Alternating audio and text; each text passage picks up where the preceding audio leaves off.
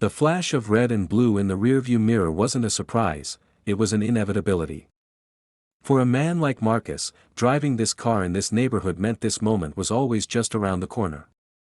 The officer approached with a swagger born from unchecked authority, his eyes scanning the luxury sedan for a flaw that didn't exist. He saw a man who, in his mind, simply didn't belong. Every condescending gesture, every demand disguised as a question, was a deliberate push designed to provoke a reaction.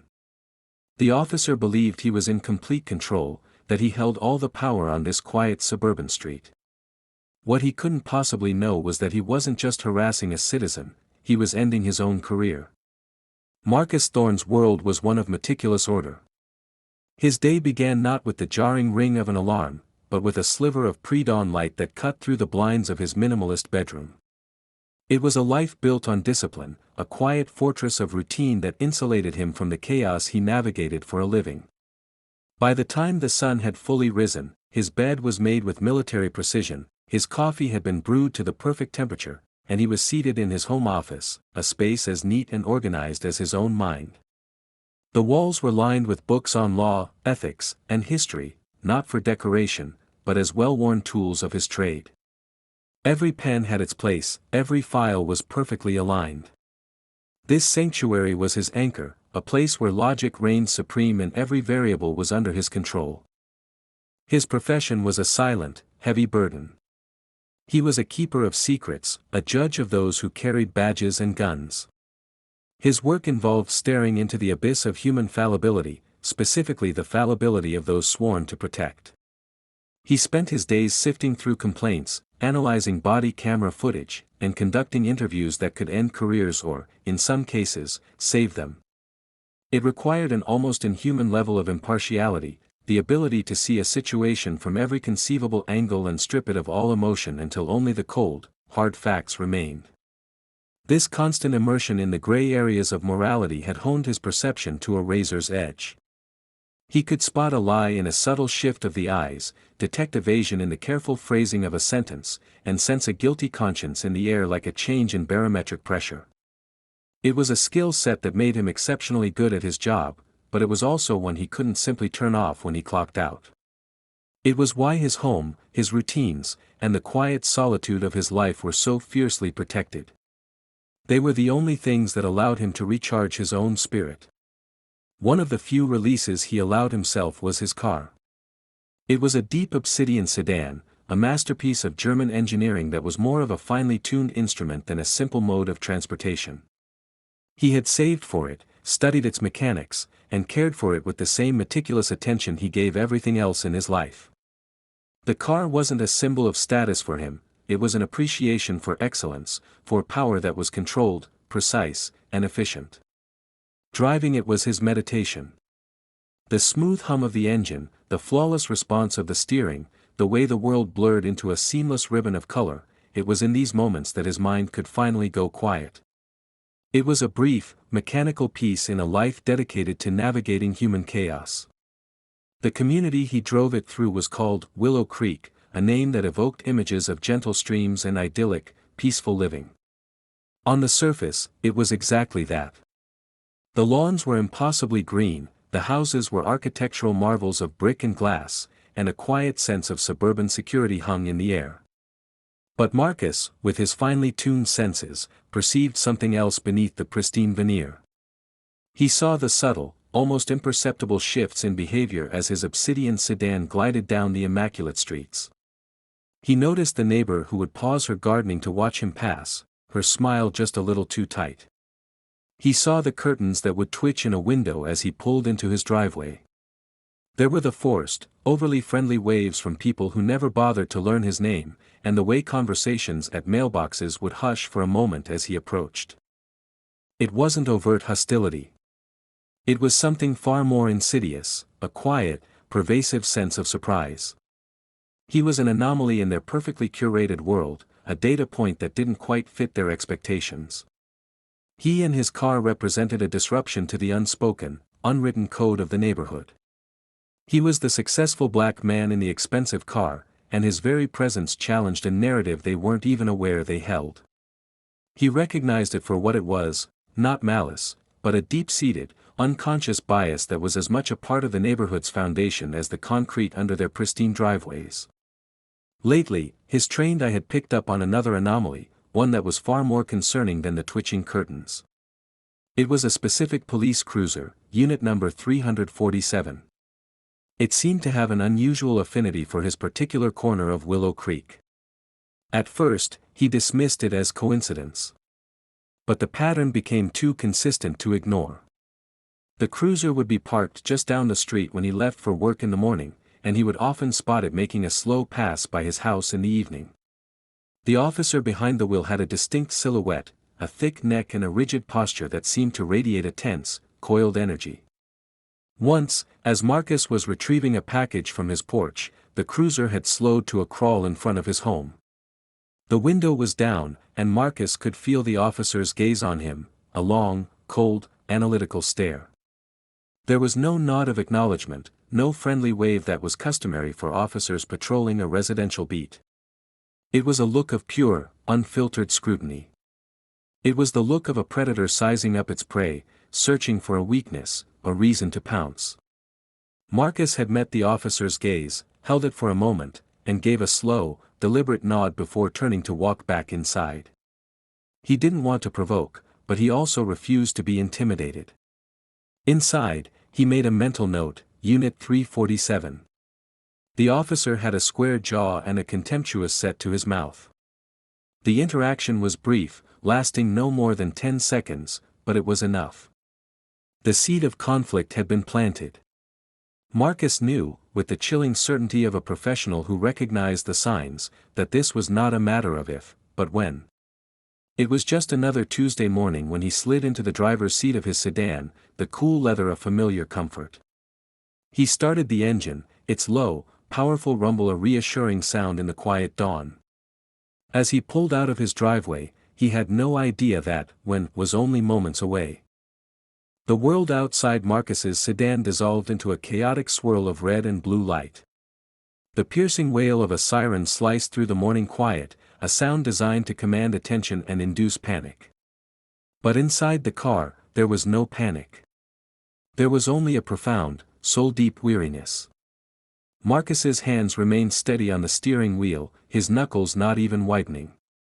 He had felt this moment approaching for weeks, a storm gathering on the horizon of his quiet life.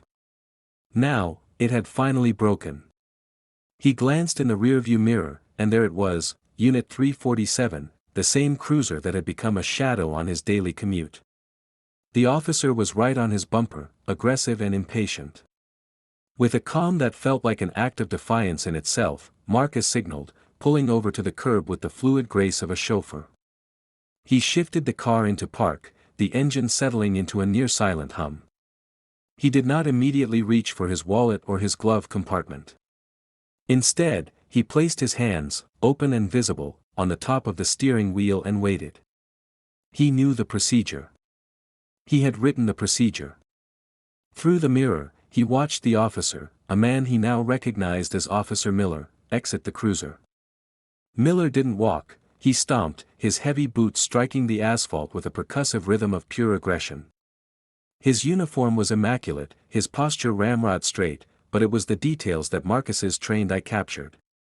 The way his hand rested, not just near, but on the grip of his sidearm. The forward jut of his chin, a bulldog's pose of belligerence.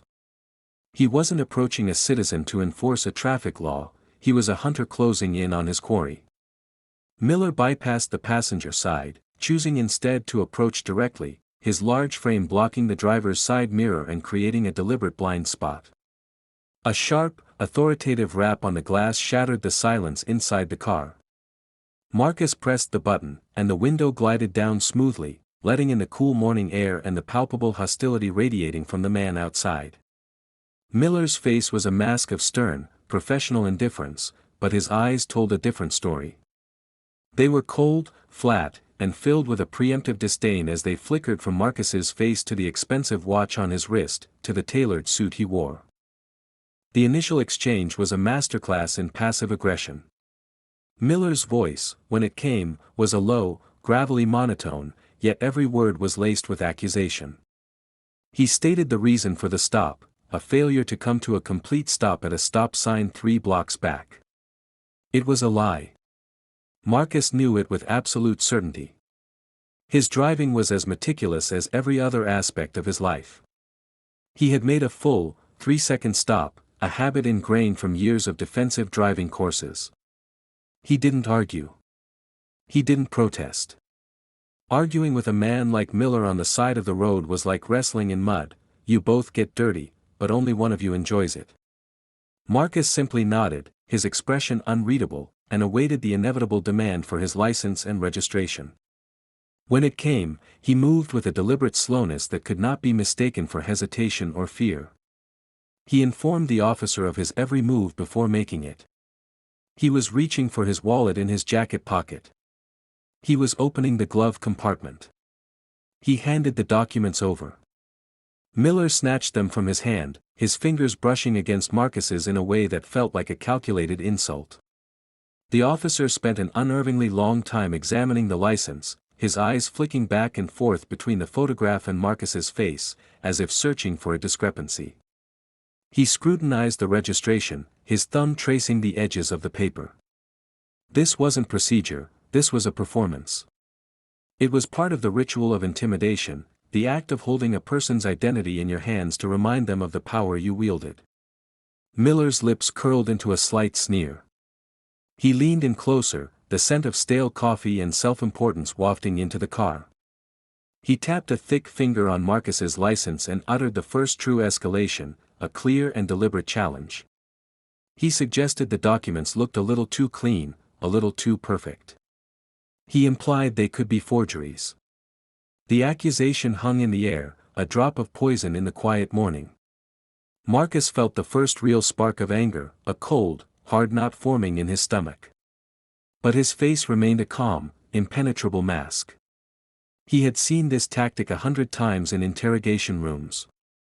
It was a classic attempt to provoke a target into an emotional outburst, to create a justification for further action.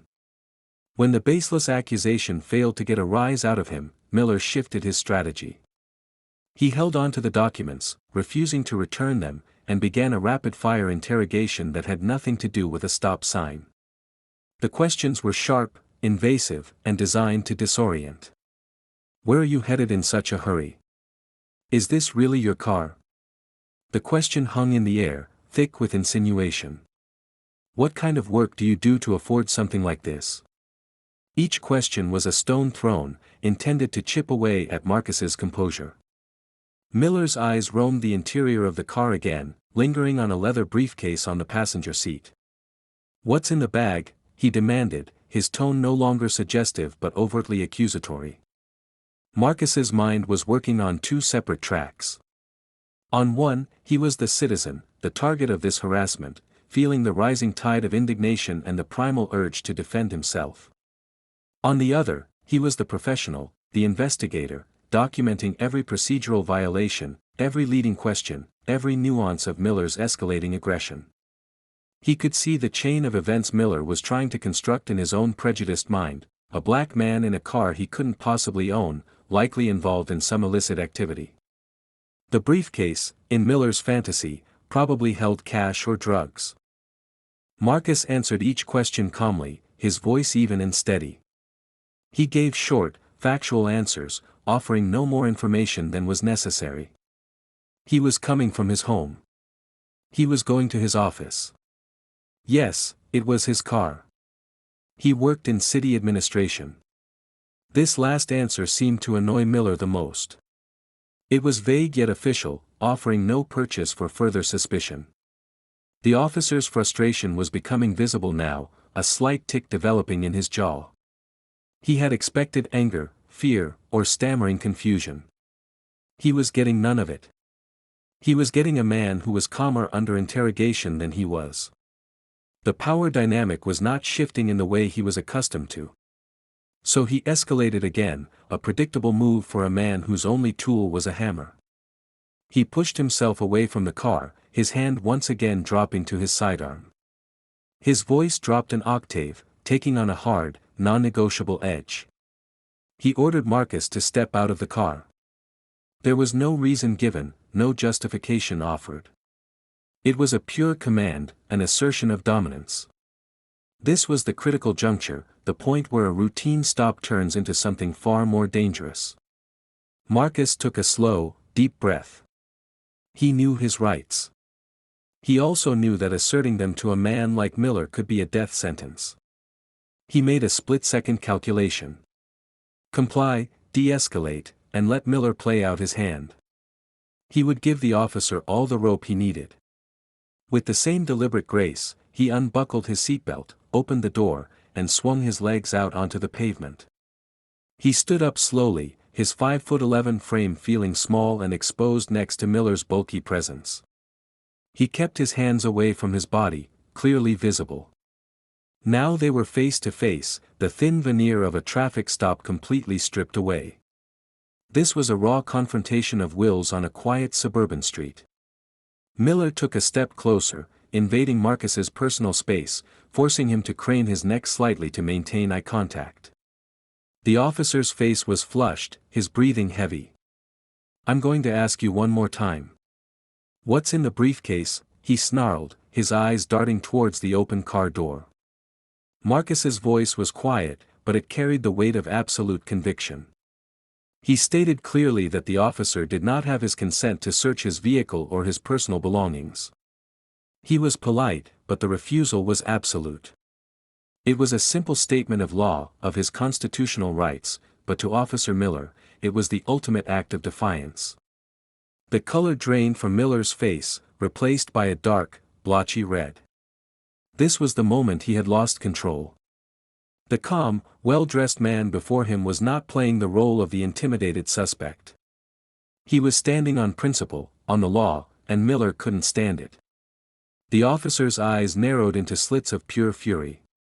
He saw Marcus's refusal not as a citizen exercising his rights, but as an admission of guilt. "I think you and I both know I have all the probable cause I need," Miller hissed, his hand moving from his gun to the handcuffs on his belt. The metallic click as he unsnapped the holder was deafening in the silence. "You've been uncooperative from the start. We can do this the easy way, or the hard way." He took the final step, closing the remaining distance between them, his shadow falling over Marcus. "Turn around. Hands behind your back. Now." The world narrowed to the space between the two men, a supercharged pocket of reality on an otherwise tranquil suburban street. The metallic click of the handcuffs was the starting pistol for a race Officer Miller didn't know he was about to lose. He advanced, his face a mask of triumphant fury, the cuffs held like a trophy he had already won.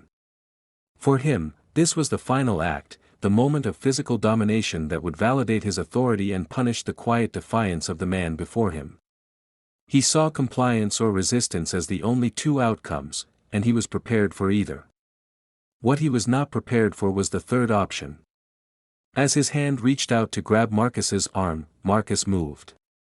It wasn't a flinch of fear or a jerk of aggression. It was a single, economical motion. He raised his left hand, not to block, but in the universal gesture to stop, his palm flat and steady. The movement was so calm, so utterly devoid of panic, that it momentarily broke Miller's momentum. He froze, confused by the sheer audacity of it. In that fleeting pause, Marcus spoke. His voice was not loud. It did not carry the tremor of fear or the heat of anger. It was a low, resonant baritone, as cool and as sharp as a surgeon's scalpel. It was a voice that didn't request attention, but commanded it. "Officer Miller," he said, and the use of his name was the first shock that registered on the officer's face. Up to this point, he had been the one in control, the one who knew names. The voice continued, each word delivered with deliberate, chilling precision. "I want you to do two things for me right now. First, you are going to activate your body-worn camera, which, as we both know, you were required to do the moment you initiated this traffic stop." Marcus's eyes flicked down to the small black box on Miller's chest, which remained dark and lifeless. "Second, you are going to get on your radio and request your direct supervisor to attend at this location. Immediately." A wave of disbelief washed over Miller's face, quickly followed by a surge of renewed rage. The audacity of this man, this suspect, giving him orders. He let out a short, guttural laugh, a sound of pure contempt. "You're in no position to tell me to do anything," he snarled, raising the handcuffs again. "You are seconds away from being charged with resisting arrest." He took another step forward, ready to end this farce. But he stopped again as Marcus spoke one more time, his voice dropping even lower, yet somehow carrying even more weight. It was the voice of a man about to end a war with a single sentence. "My name," he said, locking his gaze with Miller's, "is Director Marcus Thorne. I am the head of the Office of Internal Affairs for this entire city." He let the words hang in the air for a moment, each syllable a hammer blow against the fragile foundation of Miller's career. Then he delivered the final, devastating strike. "And your unexcused failure to activate your body camera during this encounter is now the subject of my official investigation. This investigation, Officer Miller, began the second you pulled me over." The change was not instantaneous. It was a slow, horrifying cascade, like watching a building collapse in on itself in slow motion. The name, Marcus Thorne, meant nothing to Miller. But the title, Director of Internal Affairs, was a lightning bolt that struck him directly in the soul. It was a title whispered in locker rooms, a name that appeared on disciplinary notices and termination papers. It was the boogeyman of the police department, the entity that policed the police. It was a power far beyond that of a lieutenant, a captain, or even the chief himself. The rage on Miller's face did not simply vanish, it was actively consumed by a tidal wave of pure, abject terror. The blotchy red of anger drained away, leaving his skin a pale, sickly gray. His jaw, which had been clenched with aggression, went slack. His eyes, once narrowed with contempt, were now wide, glassy circles of dawning horror. The handcuffs, which seconds before had been a symbol of his power, now seemed impossibly heavy in his hand. They slipped from his numb fingers, clattering onto the asphalt with a sound that echoed the shattering of his entire world. He stared at Marcus, but he wasn't seeing the man he had been harassing for the last 20 minutes. He was seeing his own future flash before his eyes, the suspension, the humiliating interview in a sterile room, the loss of his badge, the pension he would never get, the scorn of his colleagues, the disappointment of his family. He saw the end of everything he was. Every condescending word he had spoken, every fabricated accusation, every procedural shortcut he had taken during this stop, and likely hundreds of others, was now rushing back at him, forming the bars of a cage he had unknowingly built for himself. A cold sweat beaded on his forehead and trickled down his temples. His breathing, which had been heavy with adrenaline, became shallow and ragged. He tried to speak, to form an apology, an excuse, a denial, but his mouth could only open and close, producing a dry, clicking sound. The power, the authority, the sense of untouchable righteousness he had felt just moments ago had evaporated, leaving behind a hollowed-out man drowning in the consequences of his own prejudice. Throughout this silent collapse, Marcus remained perfectly still. His expression was unchanged, a mask of professional neutrality. There was no triumph in his eyes, no flicker of satisfaction. He was an observer, a clinician diagnosing a terminal disease. He had seen this before. He had seen the swagger of bullies crumble into the desperate pleas of cowards more times than he could count. He let the silence stretch, a thick, suffocating blanket that amplified Miller's quiet, panicked gasps. He gave the officer a full, agonizing minute to comprehend the depth of the abyss he had just stepped into. Only when Miller's eyes began to fill with the desperate, pleading look of a cornered animal did Marcus speak again. His voice was still calm, but it now carried the finality of a judge passing sentence. He began to calmly, methodically list the officer's transgressions. "You initiated a traffic stop without legitimate cause," he stated, his voice a flat, unemotional metronome. "You failed to activate your body camera, a direct violation of Departmental Policy Section 12-4. You conducted an illegal, non-consensual interrogation beyond the scope of a traffic violation. You attempted to conduct a search of my vehicle without probable cause. And you were about to commit an act of unlawful arrest. Each violation was delivered with the cold precision of an autopsy report. When he was finished, he looked at the utterly broken man standing before him. The climax was over. The battle was won. Now, only the fallout remained. "Officer Miller," Marcus commanded, his voice leaving no room for argument. "Place your hands on the hood of your patrol car and do not move. Your supervisor is on his way. And when he gets here, the three of us are going to begin the process that will end your career." The silence that followed Marcus's final command was a living entity. It was heavier than the humid morning air and louder than the distant city traffic. Officer Miller, a man who had been the embodiment of aggressive authority just minutes before, was now a statue of shame, his hands pressed against the cool metal hood of his own patrol car. His shoulders slumped, his head hung low, and the tough, intimidating persona he had so carefully constructed was gone, leaving only the hollowed-out shell of a broken man. Marcus did not approach him. He simply stood, a silent sentinel, his presence alone enforcing the new reality.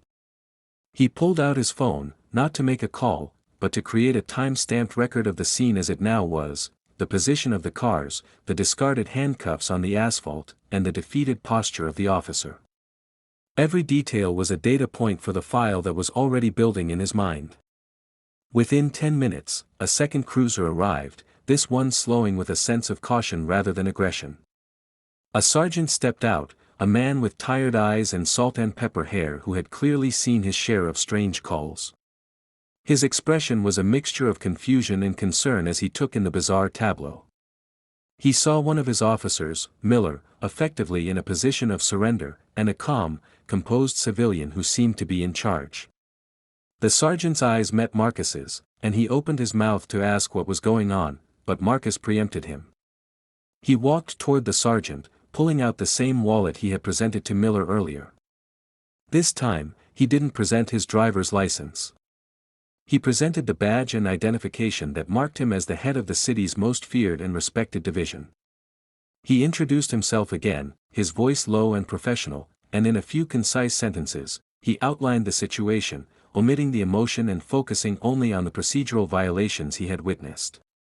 The sergeant's face went through a rapid series of transformations. Confusion gave way to disbelief, then to a dawning horror that mirrored Miller's own, and finally settled into a grim, weary resignation. He looked over at Miller with an expression of profound disappointment, the look of a commander who knew one of his soldiers had just single-handedly compromised their entire platoon. There were no arguments, no attempts to defend his officer. He understood the gravity of the situation instantly. Acting on Marcus's instruction, the sergeant approached Miller, his movements heavy with a sense of duty and dread. He formally relieved Miller of his service weapon, unloaded it, and secured it. He then retrieved Miller's own handcuffs from the ground and, with a quiet but firm instruction, placed the disgraced officer in the back of his own patrol car. It wasn't an arrest, but it was something far more humiliating, a quarantine. Miller was no longer an officer of the law, he was now evidence, a contaminated scene to be secured and processed. As the door of the cruiser shut, sealing him inside the cage he had intended for another, the first phase of the reckoning was complete. The battle on the street was over, but the war for accountability had just begun. The sterile, fluorescent-lit halls of the Internal Affairs Office became the new theater of operations. The investigation, led by Marcus himself, was a model of cold, relentless efficiency. It was not a witch hunt fueled by personal vengeance, but a systematic dismantling of a career built on the abuse of power. Marcus's team descended upon Officer Miller's professional life like auditors on a fraudulent company. They pulled every traffic citation he had issued for the past 5 years. They analyzed the demographic data of his stops, and a stark, undeniable pattern emerged. Miller's activity was disproportionately focused on minority drivers in affluent neighborhoods. The citations were often for minor, subjective infractions, the kind that were easy to allege and difficult to disprove. His arrest record was filled with contempt of cop charges, resisting arrest, disorderly conduct, that often stemmed from these minor stops escalating. Next, they pulled his use of force reports and every piece of available body camera footage. The footage they found was a disturbing chronicle of his behavior. It showed a consistent pattern of verbal escalation, of condescending language, and of fishing for reactions. He was a master of the legal gray areas, pushing citizens right to the edge of what the law allowed, hoping they would step over so he could bring the hammer down. The Marcus Thorne stop was not an aberration, it was simply his methodology perfected and, this time, turned against the one person who could not be cowed and who knew the rulebook better than he did. The team found 3 prior complaints against Miller for similar behavior, all of which had been dismissed by his previous supervisor due to insufficient evidence, largely because of Miller's own carefully worded reports and the lack of video. But now, with the full weight of the director's office behind the investigation, those old complaints became corroborating evidence, bricks in the wall of Miller's guilt. The final confrontation took place not on a sunlit street, but in a small, windowless interview room. Miller sat at a table, no longer in his crisp uniform but in ill-fitting civilian clothes. He looked diminished, a shadow of the swaggering officer he once was. Across from him, Marcus and another lead investigator laid out the case file, a thick stack of paper that represented the sum of his professional sins. They showed him the GPS data that proved he had been parked and waiting for Marcus that morning. They showed him the statistical charts that painted a clear picture of his biased policing. They played him recordings of his own voice from past stops, dripping with the same contempt he had shown Marcus. There was no defense. Stripped of his badge and his authority, Miller was just a man left to face the undeniable truth of his actions. The consequences were swift and absolute. He was terminated from the police force, effective immediately. On Marcus's recommendation, the department filed for his permanent decertification, ensuring he would never carry a badge or a gun in that state again. The findings were also forwarded to the district attorney's office with a recommendation to review the case for criminal charges of official oppression and perjury for his previously filed reports. Every case he had ever been a primary witness in was now flagged for review, threatening to unravel years of convictions. The department, shaken by the scandal, instituted mandatory, top-down retraining on de-escalation, implicit bias, and the proper use of body cameras. An internal memo detailing the incident, referred to only as the Willow Creek Stop, became a legendary cautionary tale for every officer, a stark reminder of what happens when power is left unchecked. Weeks later, Marcus Thorne once again found himself driving down the pristine, tree-lined streets of Willow Creek. It was the same time of day, the same quiet light filtering through the leaves. But the air felt different. He no longer saw the shadow of Unit 347 in his rearview mirror. He passed the spot where the confrontation had taken place, the patch of asphalt that had served as the stage for a career's end. He felt no sense of victory, no triumphant satisfaction. Instead, a wave of profound melancholy washed over him. He had not enjoyed destroying a man's life, even a man like Miller. He had simply done his job. The incident was a grim validation of his entire purpose. Accountability is not a self-sustaining principle.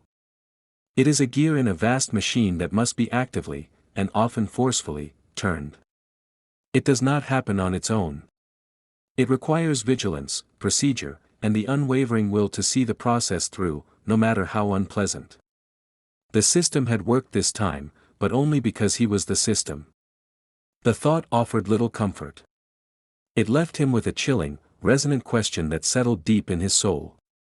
The system was able to hold Officer Miller accountable because his target, by a 1 in a million chance, was the single person in the city with the power to do so. But as he drove on, Marcus couldn't help but wonder about all the other drivers, all the other citizens who weren't him. Who is there to protect them when the person in the driver's seat is just an ordinary citizen on their way to work?